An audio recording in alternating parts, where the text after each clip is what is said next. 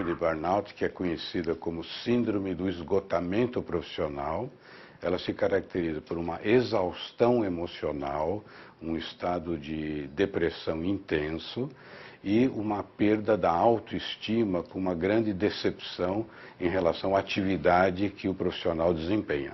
São pessoas que têm um grande envolvimento com o trabalho, que se dedicam muito ao trabalho e que gradativamente começam a se afastar, a se isolar e a ter reações mais irritadiças. Elas se sentem assim frustradas em relação ao trabalho que executam, mas como se fosse assim uma baixa recompensa pelo esforço que elas dedicam àquela atividade. 6 anos de sofrimento. Os médicos não descobriam os motivos do cansaço e da irritação de Marisa, até que um psiquiatra deu o diagnóstico: síndrome de burnout. Um problema que afeta especialmente profissionais que no dia a dia cuidam de outras pessoas, como professores e médicos. Dá uma sensação de inutilidade, mesmo que você se empenhe ao máximo. O relacionamento com os colegas e os alunos mudou completamente.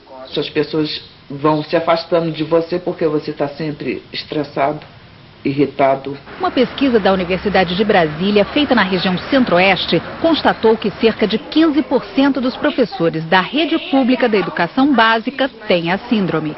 Mais de 8.000 professores participaram. Foram identificados os 3 sintomas. A baixa realização profissional foi citada por 31,2% dos professores. Quase 30% apresentaram um elevado grau de esgotamento emocional e 14% revelaram alto nível do que os psicólogos chamam de despersonalização.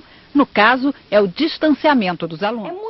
É fácil você identificar as pessoas que estão passando por essa síndrome, por esse problema? Sim, o profissional realmente ele tem condições de avaliar. Agora, a própria pessoa não sempre ela realmente vincula ao trabalho. Ela evidencia que tem uma desmotivação, desinteresse pelo trabalho, às vezes até uma certa falta de afetividade, se são, por exemplo, profissionais de saúde, no vínculo, né, no trato com as pessoas ou com os próprios colegas, mas às vezes ela não consegue realmente associar que de fato é pelas relações no trabalho. Às vezes não é o trabalho em si, mas às vezes é o ambiente ou os vínculos que ela tem nesse ambiente. E seria o quê? Uma pessoa que a gente analisa, que está desmotivada, como a senhora falou, que trata os outros mal, que literalmente você percebe que a pessoa não está bem ali? É isso, ela realmente não está bem naquele contexto. Não necessariamente que não seja a profissão adequada para ela, mas às vezes ela não está se sentindo preparada para lidar com as pressões decorrentes do trabalho. Tanto assim que nas pesquisas existe um alto índice de pessoas que estão ingressando naquela profissão há pouco tempo, ou seja, profissionais novos naquela área, que não teriam esse preparo emocional para realmente lidar com as pressões. Às vezes não é só isso, o modo como ele lida, às vezes o próprio ambiente não favorece. Então vamos pegar profissionais da área de saúde, que existe uma pressão muito grande da sociedade, na reportagem anterior, em que essas pessoas precisam ter instrumentos, precisam ter condições, um aparato por trás da própria instituição e a instituição não fornece. Ou seja, o cliente quando vem, o paciente quando vem, coloca uma sobrecarga também muito grande nesse profissional. Então a angústia dele também é muito grande. Então, às vezes, tem pessoas que acham que são pessoas que não gostam do trabalho ou que não gostam do outro. Não, eles desenvolveram isso fruto da relação. Então, eles passam toda essa frustração, essa angústia, essa sensação de impotência para aquele que vem ou para o colega de trabalho, quando na verdade não é o cliente, não é o paciente o responsável, é algo maior. E às vezes é algo até da própria relação dele com o trabalho específico. Então, às vezes, pessoas que têm dificuldade de delegar, pessoas competitivas demais ou perfeccionistas demais que nunca estão satisfeitas. Tem medo de perder, né? Medo de perder o espaço. Tem dificuldade de lidar também com os resultados, que às vezes não é exatamente aquilo que você imaginava. Então, pessoas com alto grau de expectativa, elas têm dificuldade de lidar com essa frustração. Aí o que elas fazem? Elas jogam essa frustração de maneira inconsciente nas outras pessoas ou nos colegas. Redor, né?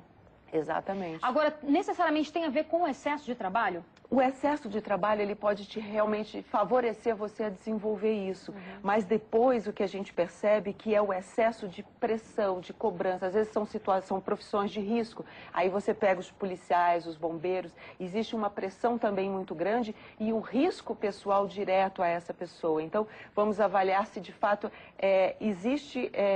vamos dizer assim, condições adequadas para que essa pessoa possa extravasar essas pressões, essas tensões que são naturais de certas profissões.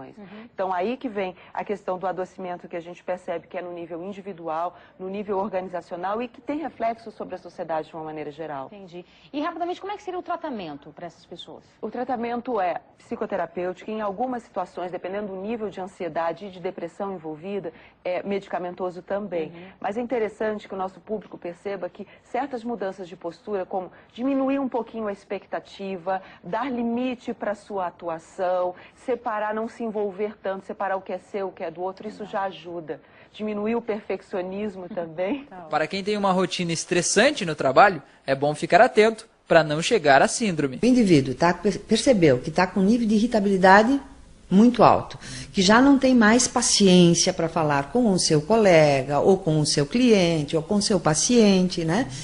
Opa, o que está vendo comigo? Então, está na hora de eu parar realmente e ver o que é isso. O segredo é pegar leve e mudar de vida. Vai caminhar, vai fazer exercício físico, vai fazer uma meditação, vai buscar programas alternativos que despertem dentro dele o prazer. A partir do momento em que o indivíduo encontrar prazer no trabalho, com certeza essa síndrome vai começar a deixar de existir.